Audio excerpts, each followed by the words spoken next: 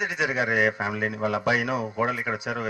Please small family very happy that Sirish and మాకు అప్పుడు మీ class అవుతున్నప్పుడు మధ్యలో వచ్చేవారు మీ అమ్మాయిను అబ్బాయి. అప్పుడు తర్వాత ఒకసారి సడన్ గా మా ఫ్రెండ్ ఆఫీస్ లో చూసి గుర్తుపట్టాను. ఆర్ శిరీష్ కుమార్ నా కొడుకు. వీడు సెయింట్ పాల్స్ నుంచేమో 10th పాస్ అయినాడు. సెయింట్ ఆల్ఫోన్సాస్ నుంచి ఇంటర్మీడియట్ అయిన తర్వాత పిలానీలో BE chemistry and BTech and chemistry రెండు చేసి తర్వాత ఎంఎంఎస్ ఏమో సిడ్నీ యూనివర్సిటీ చేసి నౌ వాడు సొంతంగా ఒక ఫార్మాస్యూటికల్స్ కంపెనీ చేసుకుని వాడు ఉన్నాడు. వీడు అమ్మాయి మరి నాకు she my daughter in law, నా కోడలు హరిత. షేర్స్ అవి అది చూసుకుంటూ ఉంటుంది. అది వీడు ఆశ్విజ్ రంగా, వీడు నా రెండో మనవాడు. పెద్ద మనవాడేమో మణిపాల్లో ఉన్నాడు. వీడు ఇప్పుడు శరత్ కాలేజ్లో ఇంటర్మీడియట్ ఫస్ట్ ఇయర్ చదువుతున్నాడు. చూద్దామని వీళ్ళందరూ నా స్టూడెంట్స్ రా ఆల్మోస్ట్ వాళ్ళు. మీరు 64 బ్యాచ్ వాళ్ళు కూడా వచ్చారు. అదిగో వాళ్ళు 64 బ్యాచ్ 66 బ్యాచ్ అంటే నేను ఇంకా అప్పుడు జాయిన్ కాలేదు ఉద్యోగంలో. అలా కాదు, మీకు ఆవిడ మదర్ కదా, మీ సన్, బట్ మాకు అందరికి కూడా మదర్ ఆవిడ. Ask anybody, she treated everybody like her own child. That's why we feel so affectionate towards her. I mean, Miku, I don't know what she has taken away from you, but she has given lot of things to us. ఇప్పుడు మా అన్నయ్య వాళ్ళందరూ అయితే కనుక ఆ batch అయితే teacher చుట్టూ తిరుగుతూ ఉండేవాళ్ళు. I don't know how she forgot my brother because she always used to pull his cheeks. Head master గారు గురించి చెప్తుంటే హనుమంతరావు గారి తరఫున రామరెడ్డి గారు వచ్చారా నాకు డౌట్. తర్వాత ఇంకొక ఆయన ఉండేవారు రామరెడ్డి గారు, హెడ్ మాస్టర్ గారు కొద్దిగా స్ట్రిక్ట్ గా ఉండేవారు. 10th ఇందాక ఎవరో వచ్చినప్పుడు అడిగారు మీ బ్యాచ్ లో ఎగ్జామ్ పేపర్ లీక్ అయింది 10th క్లాస్ అని చెప్పి. అవునండి, నిస్సిగ్గుగా చెప్తాను, ఏమాత్రం సిగ్గుపడకుండా. కానీ కొద్దిగా లేట్గా లీక్ అయింది. 11 o'clock ఎగ్జామ్ అంటే 9 o'clock పేపర్ పట్టుకొచ్చారు ఎవరు. వాళ్ళకి ఎప్పుడు లీక్ అని తెలీదు. అది ఫస్ట్ పేపర్ అనుకుంటాను. సెకండ్ పేపర్కి కొద్దిగా తెలియని పడ్డాం. ఫస్ట్ ఎగ్జామ్ అయిపోగానే మధ్యాహ్నం నుంచి వెట్ల పడ్డాం. సాయంకాలం తెలిసింది మాకు రామరెడ్డి గారి దగ్గర పేపర్ ఉందని చెప్పి. ఎత్తుక్కుంటూ రామరెడ్డి ఇంటి దగ్గరికి వెళ్ళాం. మల్లెపల్లి దగ్గర ఉండేవారు. ఇంట్లో వెళ్ళేసరికి భయం. రామరెడ్డి గారు ఉన్నారు, ఆయన హెడ్ మాస్టర్ గారు కూర్చున్నారు. మాకు చెప్పలేం, పైన ప్రాణాలు పైన. ఎందుకు భయపడతారు, నేను కూడా పేపర్ కోసం వచ్చానన్నారు ఆయన. ఇక్కడ నాకు వచ్చి చిన్న సలహా ఏంటంటే, వాళ్ళ బ్యాచ్ నుంచి ఎవరైనా మాట్లాడుతుంటే వాళ్ళ మిగతా బ్యాచ్ మేట్స్ కనుక వెనక అసెంబ్లీ అయితే it will be a good opportunity to capture everybody from the group on the video so that we can share it with everybody. So వారి బ్యాచ్ నుంచి అందరినీ కూడా I request to come on to the dais at the back. Please assemble and get shot. నా పేరు గోపాలకృష్ణ.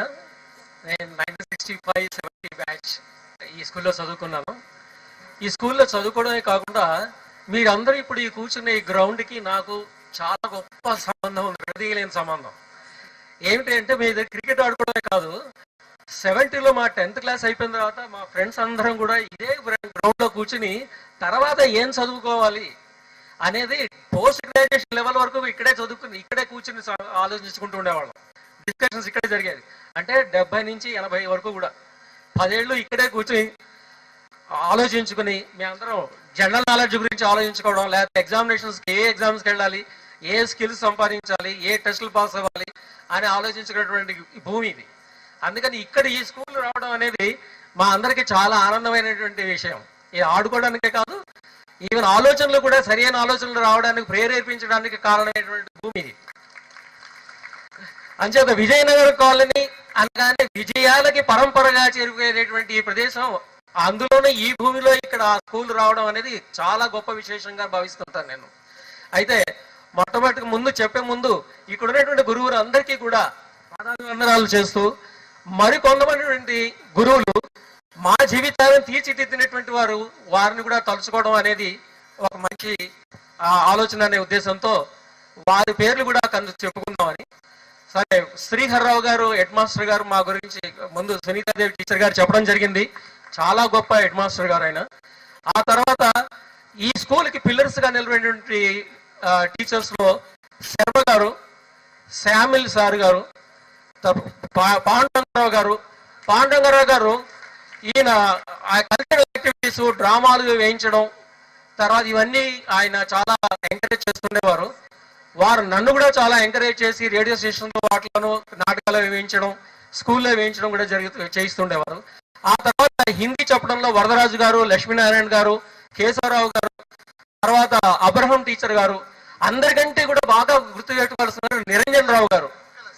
నిరంజన్ రావు గారు ఆయన దేశభక్తి గురించి చెప్పడం కానీ, లేకపోతే ఛత్రపతి శివాజీ, రాణా ప్రతాప్ గురించి, మహాత్మా గాంధీ, వివేకానంద గురించి చెప్పడం కానీ, లేదా గోదావరి పుష్కరాలు, కృష్ణా పుష్కరాల యొక్క విశిష్టత చెప్పడం కానీ, లేదా వియత్నాం వారు, లేకపోతే చెకోస్లోవేకియా వారు గురించి చెప్పడం కానీ, పాకిస్తాన్, చైనా నుంచి మనకు వచ్చే ఆపదల గురించి చెప్పడంలో కానీ ఎప్పుడూ కూడా దేశభక్తిని నూరి పారేస్తుండేవారు మాలో ఆయన. మా అందరికీ కూడా ఒక సరైన డైరెక్షన్ ఇచ్చినటువంటి స్కూల్ ఇది. అయితే ఇందులో ఇక్కడ ఇంకొకళ్ళు కూడా తలుచుకోవాలి. ఆయన భూకైలాసరావు గారు. వారు గొప్ప నాటకాలు అని వేయడంలో మహా ఇష్టం ఆయనకి. సినిమాల్లో కూడా ఆయన చాలా ప్రయత్నం చేశారు. అంటే ఎందుకు చెప్పుకుంటున్నాం అంటే వీళ్ళందరూ కూడా ఆల్రౌండ్ డెవలప్మెంట్ తీసుకొచ్చారు స్కూల్లో. ఏదో ఒక పుస్తకానికి ఒక పుస్తకం గురువులాగా పుస్తకం గురించే లిమిట్ అయిపోకుండా కల్చరల్ యాక్టివిటీస్లో చేయించడం కానీ, జనరల్ నాలెడ్జ్ విషయాల్లో ఎంకరేజ్ చేయడం కానీ ఇవన్నీ చేయడం జరిగింది ఈ స్కూల్లో. అందుకే ఇన్ని సంవత్సరాలు అయిపోయినా సీనియర్ సిటిజన్స్ అయిపోయే స్థితిలో మేము అందరం కలుసుకుంటున్నాం. మళ్ళీ నాకు 58 సంవత్సరాలు. అయితే సునీతాదేవి టీచర్ గారికి నేను పాదాభివందనం చేశాను. ఎందుకంటే నాలో కాన్ఫిడెన్స్ తీసుకొచ్చి నువ్వు పనికొస్తావురా, నువ్వు పనికి రాని వాడు కాదు అని చెప్పిన టీచర్ ఆవిడ. కారణం ఏంటంటే నాకు ఇంగ్లీష్లో నేను చాలా పూరు. మా అమ్మగారు వచ్చి టీచర్ గారిని అడిగారు, మా కొడుకు బడుద్దా అయిపోతున్నాడు, మా వాడు చదవట్లేదు, వాడికి ఇంగ్లీష్ రాదుట. ఏమిటి రాదురా అంటే నాకు ఇన్స్పైట్ ఆఫ్ అంటే ఏంటో తెలీదు, ఆన్ అకౌంట్ ఆఫ్ అంటే ఏంటో తెలియదు, ఇన్స్టెడ్ ఆఫ్ అంటే ఏంటో తెలీదు, అండ్ ఇంకోటి ఏమిటి మా మిత్రుడు చెప్పారు, నాట్ ఓన్లీ బట్ ఆల్సో. ఇది వారంలో ఎలాగో తెలియడం లేదు అన్నాను. ఓరే అంతేనా, నేను చెప్తాను అని చెప్పి 3 నెలలు ఎటువంటిది ఆశించకుండా వీడిని తీర్చిదిద్దాలి అనే చెప్పి ఉద్దేశంతో చెప్పిన మహాగురువుల్లో సునీతాదేవి టీచర్ గారు. ఆవిడకి మరొకసారి పాదాభివందనం చేస్తున్నాను. నేను నాలో కాన్ఫిడెన్స్ నిర్మించి ప్రేరేపించి నువ్వు పనికొస్తావురా, నువ్వు చదవగలవు, నీకు బుర్ర ఉంది, కానీ నువ్వు ఇంట్రెస్ట్ చూపించట్లేదు అని ఒక దశని చూపించినటువంటి మహానుభావురాలు. అందుకని మేము ఎప్పుడు తలుచుకుంటాం. మా పిల్లలందరికీ కూడా చెప్తూ ఉంటాను నేను ఈ స్కూల్ గురించి. ఇంతమంది సార్ల గురించి నేను చెప్తున్నాను అంటే వాళ్ళు మా హృదయాల్లో ఎంతగా ఉండిపోయారో మీరు ఆలోచించుకోండి. ఈ రోజు ఇదే టీచర్లు ఎంతో మంది ఇక్కడ ఈ స్కూల్లో చదువుకున్న వాళ్ళు ఐఏఎస్ ఆఫీసర్లు అయ్యారు, డాక్టర్లు అయ్యారు, ఇంజనీర్లు అయ్యారు, పెద్ద పెద్ద గవర్నమెంట్ ఆఫీసర్లు, పెద్ద పెద్ద డైరెక్టర్స్ అయ్యారు. అంటే ఈ స్కూల్లో ఉన్నది గొప్పతనం ఏంటంటే టీచర్లు కమిట్మెంట్ తోటి, అభిమానంతో వాళ్ళు జీతాల గురించి పనిచేయట్లేదండి. వాళ్ళు జీతాల గురించి, పెన్షన్ల గురించి పనిచేయట్లేదు. ఈ స్కూల్ని తీర్చిదిద్దాలి, ఇక్కడికి వచ్చే ప్రతి వాడిని కూడా అభివృద్ధిలోకి తీసుకురావాలి, జీవితంలో మర్చిపోలేనటువంటి స్థితికి తీసుకురావాలి, అందరినీ గుర్తుపెట్టుకోవాలి అనేటువంటి జిజ్ఞాసతో వాళ్ళు ఈ పని చేస్తున్నారు అని నాకు ఎప్పుడూ ఉంటుంది నా మనసులో. అందుకే ఈ స్కూల్లో ఇదివరకు పనిచేసి మా అందరికీ కూడా ఒక మార్గాన్ని చూపించినటువంటి టీచర్లు, తరతరాలుగా వస్తున్నటువంటి టీచర్లు అందరికీ కూడా నేను అందరికీ పాదాభివందనం చేస్తూ ముగిస్తున్నాను. ఇగో వీరందరూ కూడా మా బ్యాచ్ వాళ్ళే, 65-70 బ్యాచ్ వీళ్ళు. ఇగో ఇక్కడ ఉమామేశ్వరరావు గారు, దత్తాత్రేయ గారి గురించి మీకు ముందే చెప్పారు, రామచందర్, కృష్ణ అండ్ గోపాల్ నాయక్, వీళ్ళందరం కూడా ఒకే బ్యాచ్ వాళ్ళం. మేము సునీతాదేవి టీచర్ గారి మాత్రం మర్చిపోయాము. మొదటి సంవత్సరం మాకు ఆవిడ చెప్పిన తర్వాత ఎక్కడికో వెళ్ళారు, వేరే ప్లేస్కి. ఎందుకు రాలేదని మేము చాలా గొడవ చేసేసాం. ఆ తర్వాత ఎందుకో మళ్ళీ తీసుకొచ్చి మా స్కూల్కే వేశారు. మా ఆనందానికి అంతులేదు. అంటే ఇక్కడ ఉండి ఆవిడ పొగిడితే ఏదో వచ్చేస్తుందని కాదు, మా ఆనందం మా మనసులో ఆవిడ ఎంతగా ఉండిపోయారు ఆ టీచర్ గారు మీకు అందరికీ తెలియజేయడానికే. థ్యాంక్స్ అండి.